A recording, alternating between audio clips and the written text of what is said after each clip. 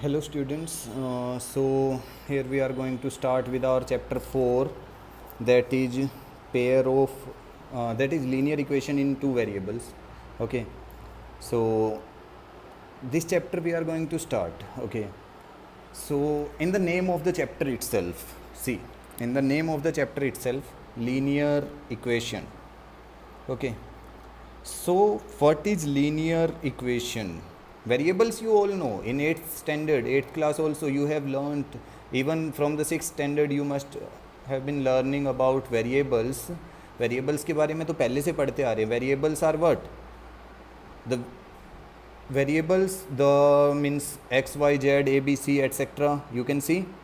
We take where we can place any value. Means the value which can vary. The value which can vary. Okay.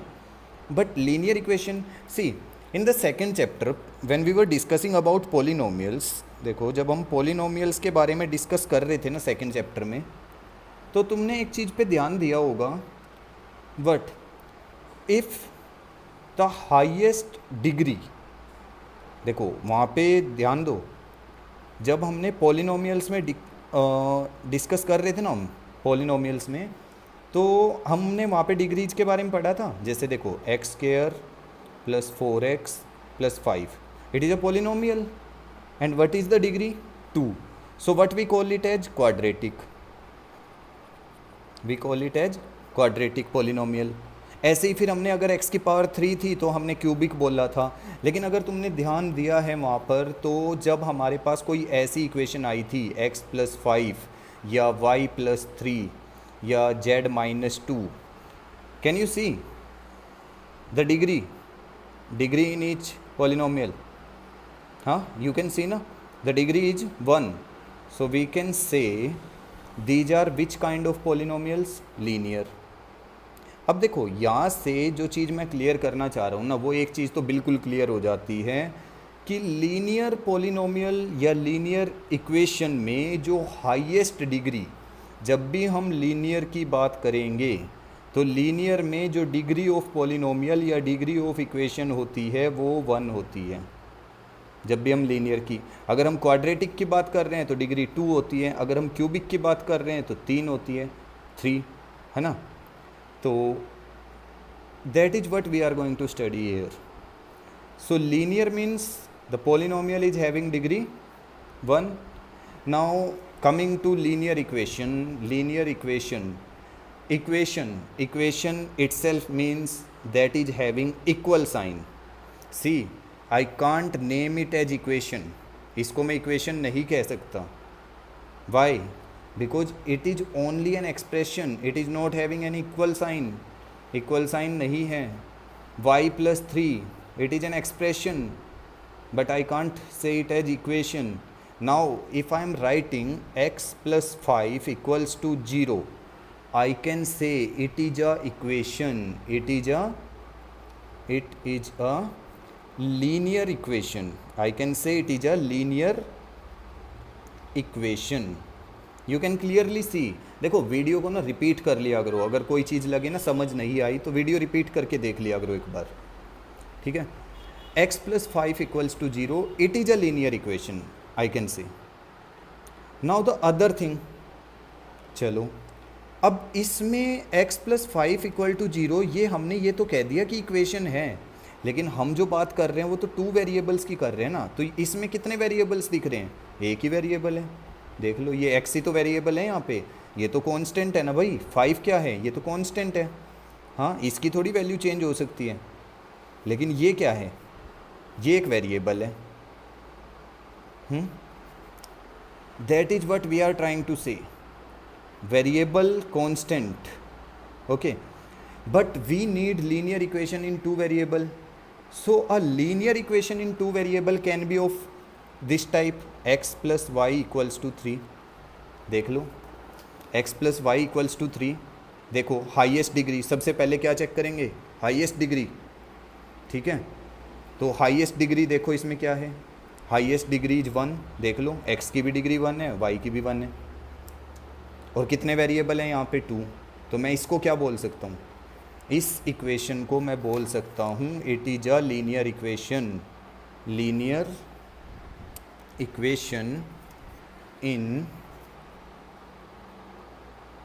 Two variables, ये linear equation है two variables में। देख लो, समझ आया? देख लो, equation है भाई, इक्वेशन का मतलब equal sign is there, equal sign is there and two variables are there, both the variables are having maximum degree 1, तो हम इसको क्लियरली कह सकते हैं ना linear equation in two variable. अब एक और चीज़ इसमें आती है, अगर मैं लिख देता हूँ z plus 2y minus 5 equal to 0, क्या ये लीनियर इक्वेशन है? ये भी है। देख लो, z की भी वैल्यू क्या है, z की डिग्री 1, y की भी क्या है 1, हाँ, तो लीनियर इक्वेशन हुई ना ये भी। It is also a linear equation. देख लो, लीनियर इक्वेशन इन, और कितने वेरिएबल में है? 2। देख लो, एक z वेरिएबल आ गया, एक y आ गया। It is also a linear equation, but it is in two variable. These are in two variable. So this kind of equations we are going to study in this chapter.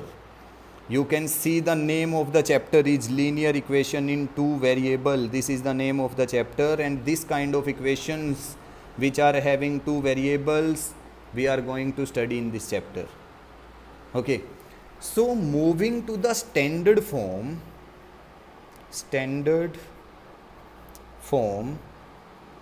of linear equation in two variable, of linear equation in two variables. What can be the standard form of linear equation in two variable? Standard means कि हम देखते ही पता कर लें कि क्या ये linear equation है two variables में। Then we say that if a equation is of the form ax plus by plus c equals to 0, if you will find a equation of the form, ऐसी form में अगर equation मिलती है, then you can easily interpret that it is a linear equation in two variables. ठीक है, ये linear equation है two variables में, समझे? देखो, अब यहाँ पे अब एक और चीज़, कुछ बच्चे कहेंगे सर यहाँ तो 4 वेरिएबल हो गए, 4 क्या 5 हो गए। ठीक है, देखो भाई, हमने वेरिएबल सिर्फ x और y को लिया है, x and y are variables, okay. पर जब हम इस a की बात कर रहे हैं, a is what, you know about coefficients, you have studied about coefficients in earlier classes. So a is what, a is the coefficient of x, coefficient of x, ये जो वेरिएबल है ना x, इसका कोफिशिएंट है a। b किसका coefficient है, b is the coefficient of y, ठीक है। सो b here is the coefficient of y, and what is this c, c is constant. देख लो, ये है। अब मान लो एक इक्वेशन लिख दी मैंने, सपोज मैंने एक इक्वेशन लिख दी 4x minus 3y plus 8 equals to 0। देख लो, मैंने एक इक्वेशन लिख दी 4x minus 3y plus 8 equal to 0।